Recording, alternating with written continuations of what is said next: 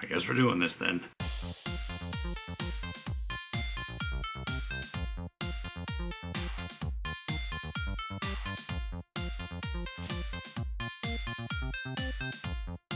Hello, ladies and gentlemen. My name is StepsBasic, and welcome to my community show.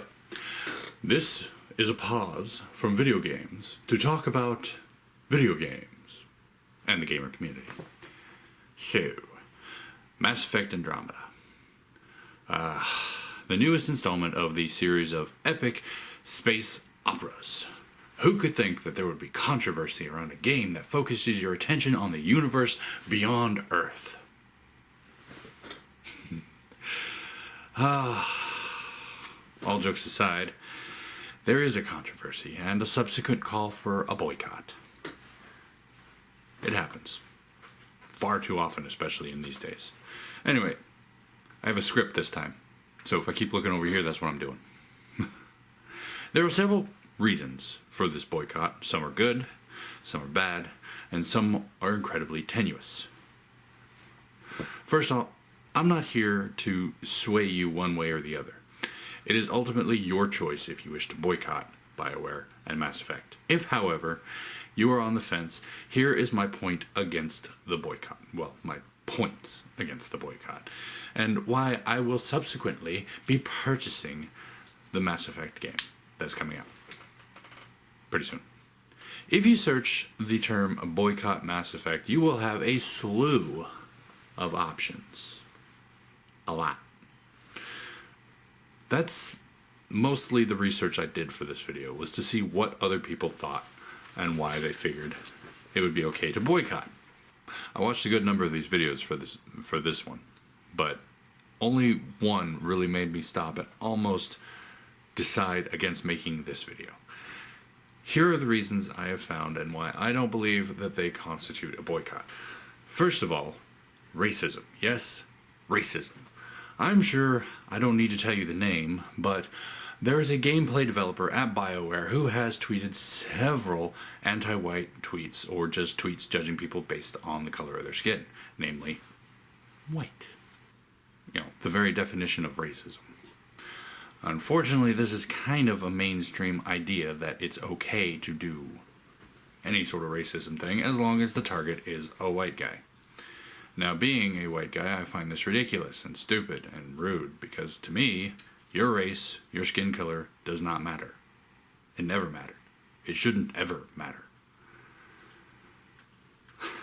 He also posted about how he's received plenty of support for these tweets from the higher-ups at BioWare.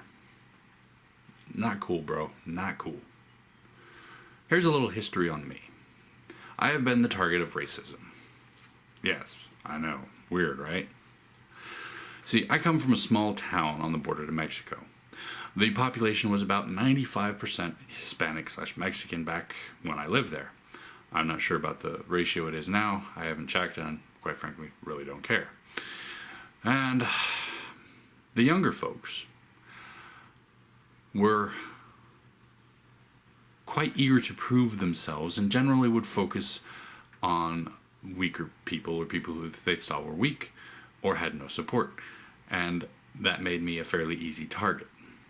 And yes, they would use whatever they wanted, whatever they could, to try to get under my skin, to make me annoyed, to frustrate me, to anger me, including calling me several names that were racially charged.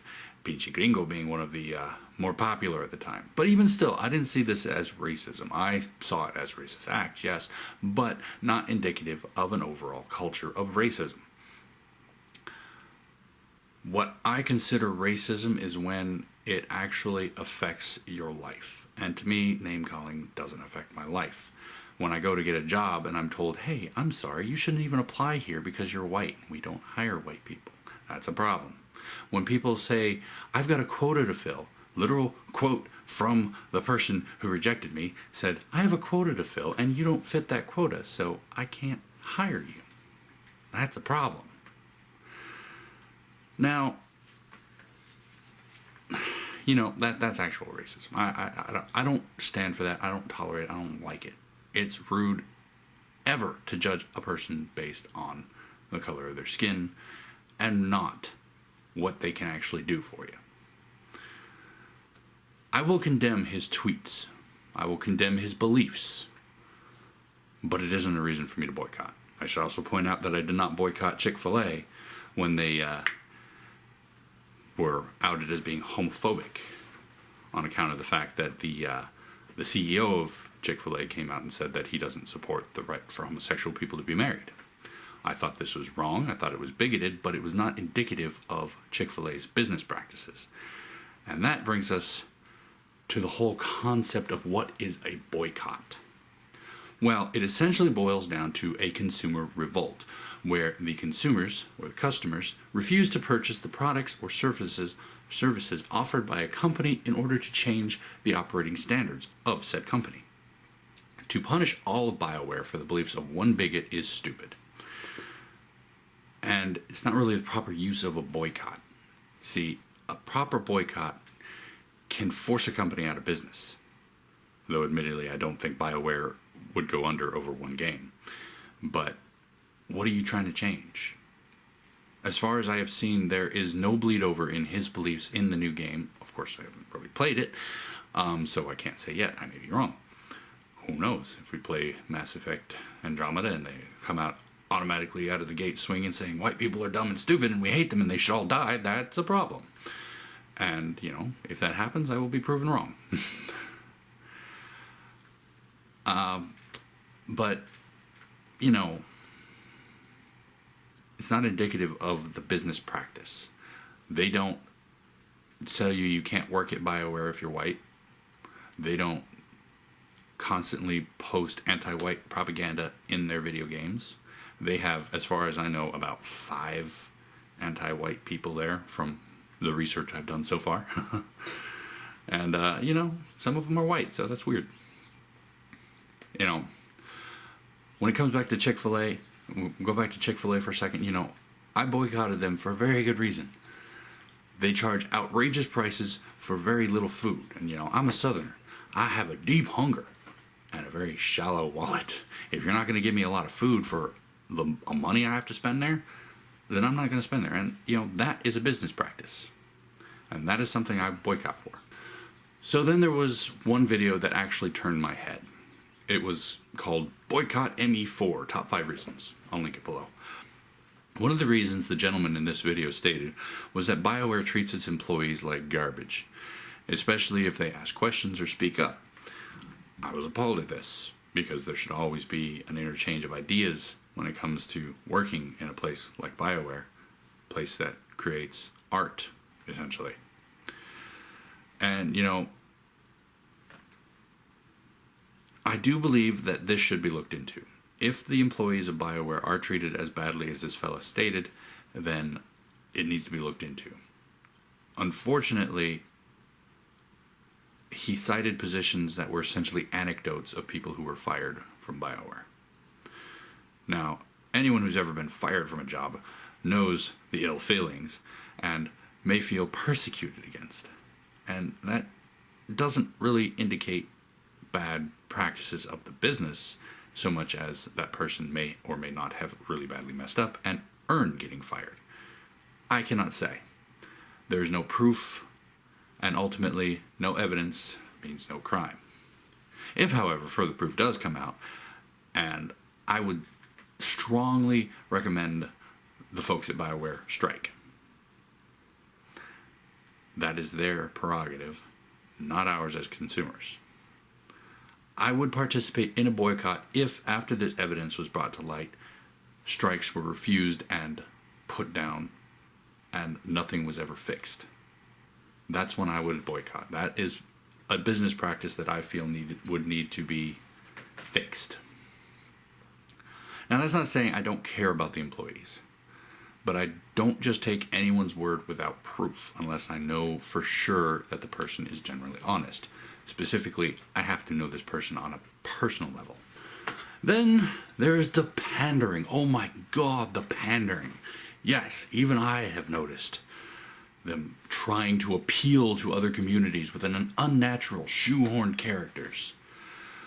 Whether you go from the freaking blank slate that was Cortez in Mass Effect 3 to the pansexual Iron Bull in Dragon Age Inquisition. Now, don't get me wrong, I liked Iron Bull. He was a funny character. But beyond his regular roles, his romantic options were very, how do I put this, cartoonish. Yes, that seems about right, cartoonish.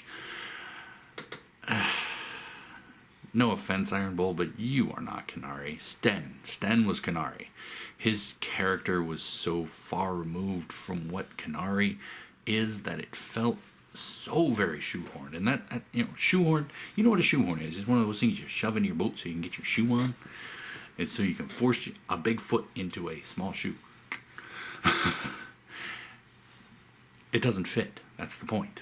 I mean, you could also lump Clem into this group. Clem was a character in Dragon Age Inquisition. But to be perfectly honest, his transsexual nature was handled in exactly the way I would expect it to be. Now, one thing we have to remember between Mass Effect and Dragon Age, these aren't just battle simulators. You're not just going through these areas shooting and destroying things, but they're kind of supposed to be representations of life in a massive scale war with your character trying to maintain a semblance of humanity.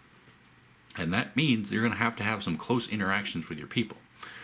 And to me, the way Clem talks about his transsexual life is just that. It doesn't matter. He is a guy, and as long as the fact that he was a female has no bearing on the situation. That was badly worded in my script there. Anyway, Clem is a transsexual. He doesn't believe that his transsexual nature actually affects the way he fights, and it doesn't. He does his job, and he's fine. And you know what? It doesn't matter. It never should. That's his life, and that's how he wants to lead it. It's fine. Anyway, this was just about the most natural case of pandering I saw. Clem. I don't blame BioWare for pandering. Honestly, everybody does it at some point or another, myself included. They want to draw new players, and that's fine. I hate inorganic characters. No offense. No offense, Edie. I mean, what I mean is they're different. If they're different simply for the sake of difference, a gay character can be gay for all he cares, and I don't care. But if it interrupts the story, there better be a good reason. Take Cortez. He was gay simply just so that Commander Shepard could be a gay man. And that maybe it's just me, but I think that's pandering way too far.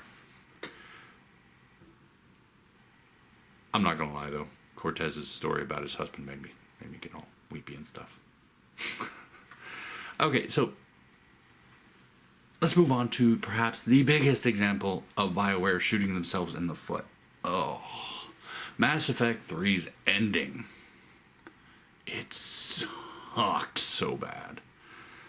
Here you have a drama, space epic space opera spanning 3 games and hundreds of hours with amazing characters and very dynamic moral system, which culminates in a huge pile of garbage where they point at you and laugh and say, how could you think your choices actually mattered, when in the end, all choices become void.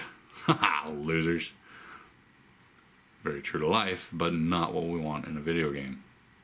Even I, a firm believer in it's not the destination, but the journey that matters, was let down by the anticlimactic nature of this ending.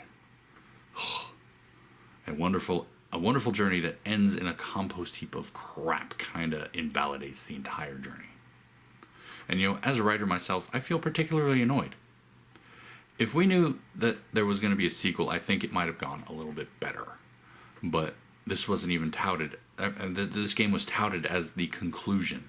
And literally the only reason Mass Effect Andromeda exists is because of how badly they ended Mass Effect 3. While this could definitely be seen as a reason not to trust the new game, it is hard for me to call for a full-on boycott of BioWare because, while they do suck at endings, they didn't do too badly up until then. And I, for one, want to see where they intend to go from here. Of course, this is my opinion. You know, shut up, phone. Jesus. Of course, this is my opinion, and like everything, this opinion is up for debate. I won't discourage anyone from, trying to persuade me either way. I would ask that you remember one thing, though, ladies and gentlemen. Sticks and stones may break my bones, but words will never hurt me. Well, at least they shouldn't, but today's society seems mostly affected by words anyway. Anyway, if you enjoyed this video, go and poke that like button for me. If you feel the need to, go and comment down below, and I'll get back to you as soon as I can, when I can, and how I can, if I can, all that jazz. And once my channel is back from the next suspension, the video I bring will have much more happiness, I guess. I don't know. Until then, night.